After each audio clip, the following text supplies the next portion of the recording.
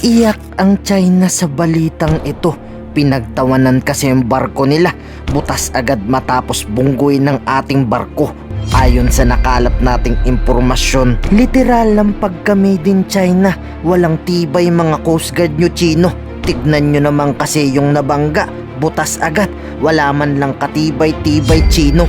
Samantalang yung barkong bigay sa PCG ng Dapan, ilang beses nyo mang mabangga, walang kasira-sira. Ano pa kaya kung kanyon namin sa inyong tumama? Di mas malala. When BRP Capra was really doing all possible actions to outmaneuver the Chinese Coast Guard vessel, we even accidentally collided with China Coast Guard 103.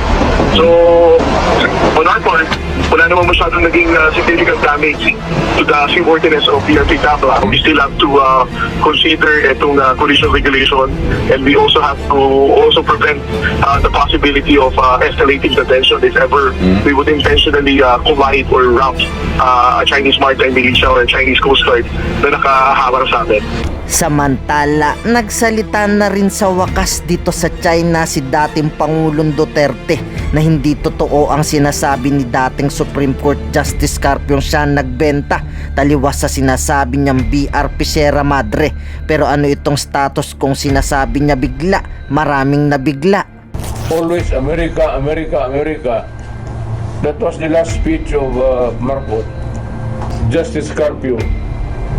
Sabihin ko sa iyo, if China would decide to erect a naval base there in the island nearest us, can you stop it? Anong yung Supreme Court ruling mo dyan?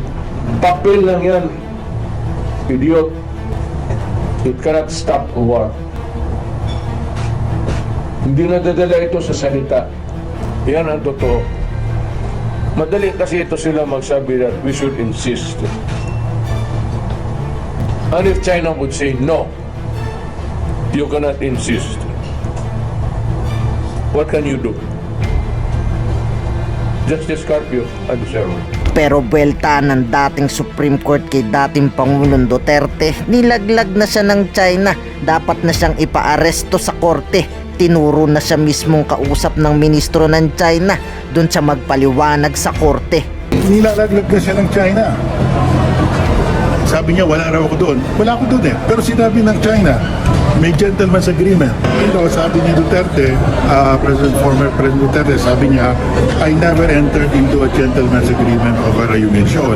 Sabi naman ng China ngayon, spokesperson ng foreign minister ng China, there is a gentleman's agreement between Duterte and China over a Union Shoal. Sino nagsisinungaling sa kanila? Who is lying and who is not telling the truth? Yun ang question ngayon.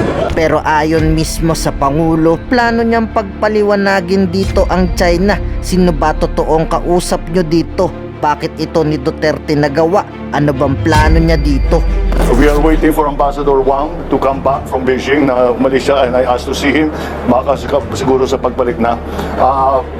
At ipaliwanag niya, ano ba, sino bang kausap mo? Sino ba talagang kausap mo? Anong pinag-usapan ninyo? Anong pinag-agrihan ninyo? Was this an official thing or was it a personal thing? Ano ba ito? Dahil wala kaming record. Kahit saan ka tumingin, walang record. So sikretong ginawa lahat ito. Bakit nila ginawa? Kung gagawin man nila, ba't pa nila ginawang sikreto? Nakakapagtaka nga. Kaya it's not a good situation. I am horrified by the idea that we have compromised through a secret agreement the territory, the sovereignty, and the sovereign rights of the Philippines. There is no documentation, there is no record, there is no... We were not briefed. When I came into office, walang nagsabi sa amin na mayroong ganong usapan.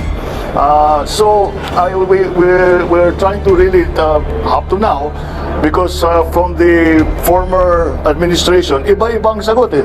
Sabi ng isang opisyal, dating government official under the previous administration, there's no such agreement. Sabi naman ng isa, no, there is, and we should honor it. Sabi naman ng iba, maganda yan. Sabi ng iba, hindi maganda yan. Hindi pa namin alam kung ano ba talaga yung agreement na yan. But, kung ang sinasabi sa agreement na yan na kailangan tayong magpermiso sa ibang bansa para gumalaw sa ating sariling teritoryo, ay mahirap sigurong sundan yung ganyang klaseng agreement. Ngayon ikaw bilang Pilipino, ano ang masasabi mo at reaksyon sa balitang ito? Mag-iwan ka ng komento sa ibaba at atin pong babasahin isa-isa.